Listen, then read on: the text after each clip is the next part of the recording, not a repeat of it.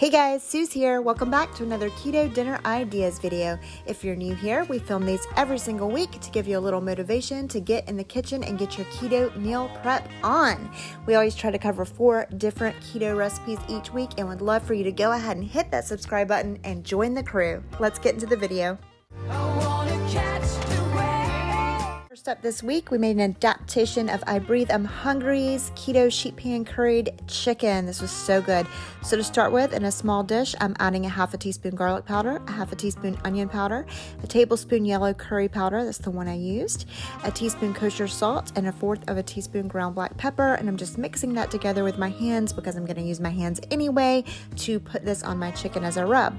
Now I am using chicken drumsticks for this recipe. I have 5 of them. It's about 1.5 pounds total. I just have them on a cookie sheet lined with nonstick foil, and I am dividing, I'd say about 1 tablespoon to 2 tablespoons of our spice mixture onto each piece of chicken, and then I'm just going to rub that in to each one so that they are thoroughly covered all the way around. Now I'm just kind of adjusting my chicken so I can fill in the spaces with my broccoli. In another dish, I'm taking 1 pound of Kirkland's organic frozen broccoli. I did just thaw it out, putting it into a big bowl, and I'm adding some jalapeno. This is about the amount I am adding. I would say this is about the equivalent of 1 jalapeno. I just used jarred sliced jalapeno and ran it through a mini processor, and I just eyeballed what I thought would be 1 and added that. Now I'm adding coconut milk. This is the kind I used. Make sure you used unsweetened coconut milk. I'm adding a 1/2 cup of that, and you're not supposed to freeze leftover coconut milk, supposedly, so I gotta find another recipe to use the rest of that. To that I added about 1 tablespoon of olive oil, and now I'm adding the rest of our spice mixture right in there onto that broccoli and mixing it really well until all of my broccoli is fully coated with the spices and the jalapeno and the coconut milk. Now I'm just arranging my broccoli kind of strategically on my sheet pan in between each of the pieces of chicken. I do have my oven preheated to 400 degrees Fahrenheit, and I'm gonna pop this whole thing into the oven uncovered for 45 minutes. And here's what it looks like when it comes out of the oven. So good. And here's what it looks like plated up. My husband said this was absolutely incredible and that the chicken was super good, but that the broccoli was the best broccoli he'd ever had in his entire life. So if you don't make the chicken, I do suggest you at least try this broccoli as a side item.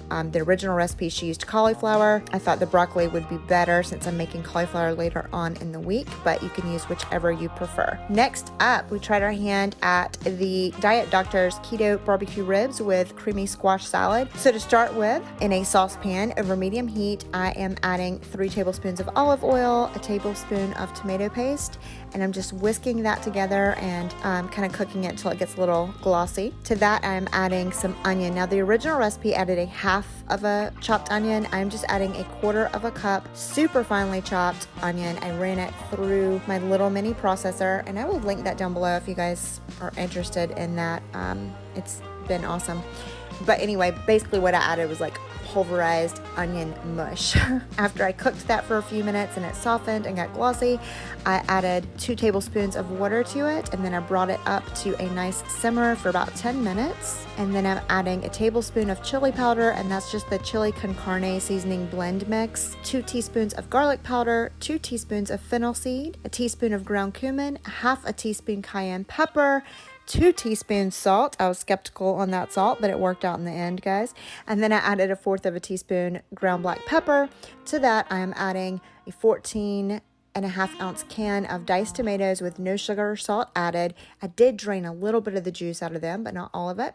And 2 tablespoons of apple cider vinegar. And I am mixing this all together really well. I'm gonna bring it up to just a light boil and then turn it down to low and let it simmer for about 20 minutes. After that got done simmering, I let it cool slightly, and I'm adding it to my blender, and I'm just gonna blend this up until it's nice and smooth and creamy, and we kind of get rid of all of those tomato chunks. And here's what it looks like when it's done. I just poured this into a separate dish so we can get started on our ribs. Now I just did all of this in the morning. I'm using these St. Louis style ribs. This is about 3.5 pounds. And I just put them into a large oval crock pot, and because our sauce is so salt heavy, I'm just sprinkling a tiny bit of salt just on one side of my ribs, and then of course some ground black pepper. I'm putting the lid on these and I'm gonna cook these for a total of 8 hours. I did them on high for 4 hours and on low for 4 hours. Just kind of a combo. Oh, and almost forgot, I did add half of the sauce to those ribs before I started cooking them. While those were getting started for the day, I went ahead in the morning and made this squash casserole. So to start with, I'm taking a pound of squash, just 2 small yellow squash, washed them, and I am peeling them, which I've never done in my life. I've always just cooked squash with the peeling on, but I'm trying to follow this recipe pretty closely for the squash salad, as it's something that I've never made before. So I'm following directions and peeling those squash. Next, I'm just going to trim the ends off and cut these in half. Now you could remove the seeds at this point. If you had squash that were like extra large, you may need to do that, but I didn't think I needed to for these smaller squash, so I left the seeds in, and I'm just gonna cube these up. So to do that, I'm just making multiple slices long ways and then slicing into about a 1/2 inch little tiny squash cubes. And here they are. And I'm putting them in a colander and sprinkling them with salt to help draw out some of the excess moisture. And after about 10 minutes, you can see this is what they look like. You can see the glistening water that's coming out of them. Over to the side, I am chopping up some celery and some scallions. So you can see here, I've already chopped up about 3 ounces of sliced celery stalks, which for me was like the very middle portions of 3 stalks. But if you were using the whole stalk, it'd probably be 1.5 stalks, 2 stalks. And then I am doing about 1.5 ounces to 2 ounces of chopped scallions. I'm using some kitchen shears to do that, and I'm chopping the white part as well as the green part all the way down. I did wash and trim them really well before I started. This is what that looks like. Here's the kitchen scale I use. I'll link it down below. It's very, very helpful in measuring out amounts like this. Now here's my squash all finished sitting. So I'm turning it out into a clean dish towel, and I'm just going to gently squeeze out the rest of that moisture. This is also going to loosen some of the bigger seed chunks out of the squash, and those will just kind of stay with the towel. You can see here what that looks like. You can see all of the seeds that are kind of loosened. Now over medium heat with a large saute pan, I'm putting 2 tablespoons of butter and stirring that around until it's melted really well. And now I'm going to add my squash to that. And I'm going to cook my squash for a few minutes. I don't want it to be mushy. I want it to still have kind of a firm texture for this recipe, but I do want to get it nice and brown and flavorful. So you can see here, you can start to see some brown on some of the pieces. It's kind of what you want it to look like. Now over in a separate mixing bowl, I did cut down the heat on that and let it sit. And in a separate mixing bowl, I'm adding my celery and green onion scallions. I'm adding a cup of keto-friendly mayonnaise. This is avocado oil. I think this one is by Chosen Foods. To that, I'm adding 1/2 tablespoon of Dijon mustard, and I'm adding 2 tablespoons of chopped chives. I'm just using freeze-dried ones. 1/4 teaspoon salt, sea salt, 1/4 teaspoon ground pepper, and mixing that all together.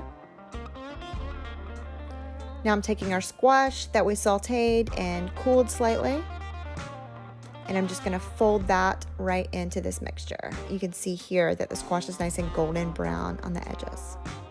We're just going to fold this together, and then I'm going to put a lid on this and pop it in the fridge so that it can sit for the whole day while my ribs cook in the crock pot, so that by the time we eat it, it's nice and chilled and the flavors have marinated and, all combined together to be extra delicious. And after my ribs have cooked a total of about 8 hours, this is what they look like. They're so tender, they're very hard to get out, but I just put them onto a cookie sheet lined with the nonstick foil. I do have my oven on broil. I'm gonna cover them with the rest of the sauce. Nothing fancy looking here, guys. Just plopped it on there and spread it out. Popped them under the broiler for 8 minutes just to let that sauce bake in, cook into the ribs. And here's what that looks like. Here it is plated up. This was super delicious. This is the first time that I've made this recipe. I like other barbecue sauces I've made a little better than this one, but this one tasted just fine. And the squash salad side dish is something that I didn't even know I'd been missing in my keto diet. It was excellent. The closest I could say is it's like a nice, refreshing pasta salad without the pasta. My husband said it was like a fancier coleslaw with fancier vegetables. So definitely give that a shot. Next up, we threw together this dump and bake zucchini pizza casserole. As you can see here, this film clip looks a little odd. The reason that it does is that the power went out while we were filming. You can see here that my husband is shining his cell phone light for me to take this picture and these video clips. So to start with, I took 4 cups of zoodles. I just used 2 of these bags, thawed them, put them in a colander, sprinkling them with salt, let them sit for about 10 minutes to help draw the moisture out, just like we did the squash. Now I'm turning them out onto a clean dish towel, and I'm gonna squeeze the excess moisture out of it, putting them into a mixing bowl with 2 beaten eggs. To that, I am adding a half a cup of grated Parmesan cheese, a cup of shredded mozzarella cheese, and a half a cup of shredded sharp cheddar.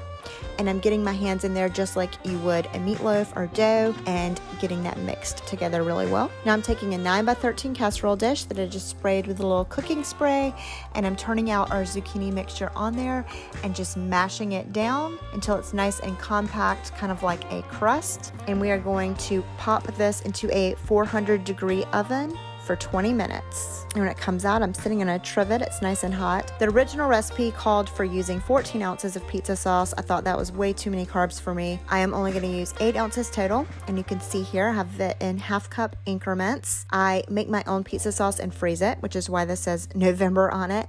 I will link the recipe down below that I always use, but you could use whichever type of low-carb pizza sauce that you like. And I am just going to pour this right on top of our zucchini and cheese crust. And then I'm just going to use a spoon to spread that out evenly. And then I'm covering this with some pepperoni and going back over it with another cup of shredded mozzarella cheese, as well as another half a cup of sharp cheddar cheese. And then I'm going to pop this whole thing back into my 400-degree oven for another 20 minutes. And this is what it looks like when it comes out in the dark. As soon as the timer went off that this was done, my electricity went out, and I just reframed immediately and was super stoked that I actually got to finish cooking before it did go out. Here it is plated up. This was excellent. It stores and reheats really well and makes a perfect keto lunch for you all throughout the week. Lastly, we threw together a cauliflower and ground beef hash. This is based on a recipe by Glue Sticks and Gumdrops. I did change it a little bit. Super easy keto weeknight meal. So to start with, I took a pound of ground beef over medium heat using my handy dandy meat chopper upper. I always have linked in the description box to break that apart and brown it. Once it was all the way browned, I did go ahead and drain the excess grease out of it. And to that, I'm adding a 1/4 of a teaspoon ground black pepper, a 1/4 of a teaspoon sea salt. I'm adding a teaspoon garlic powder, and then straying away from the original recipe, I'm adding a 1/2 teaspoon of onion powder. And I really think that that is what really made this recipe just taste as awesome as it did, so I would not skip the onion powder. Mixing that all together, then I'm adding, I think this was a 12-ounce bag of cauliflower that was frozen, that I thawed and drained, and I'm just gonna mix that into our ground beef mixture and cook it for a few minutes until my cauliflower is softened but still a little firm. And once it is, I'm going to top it with 2 cups of shredded sharp cheddar cheese, turn the heat down to low, and pop a lid on this and just let it all get nice and melty, probably about 10 to 15 minutes, and that is it. Okay, super simple, easy keto weeknight meal. Here it is all melty and yummy and steamy, and here it is plated up. I was really surprised at how delicious and satisfying this meal was for how easy it was. So there you go, guys. That's this week's Keto Dinner Ideas video. If you enjoyed it, please do me a favor and give us a thumbs up. Share it with your friends, anybody that you know that's trying to follow a keto diet or live a keto or low carb lifestyle. And as always, comment any suggestions down below for things you would like to see. Until next time, bye guys. Also, just want to wish a big, huge happy Father's Day to my husband, who is such an awesome daddy, and my daddy, who is the best daddy in the entire daddy-having world. And to all of you out there, happy Father's Day. Also, happy anniversary to my husband.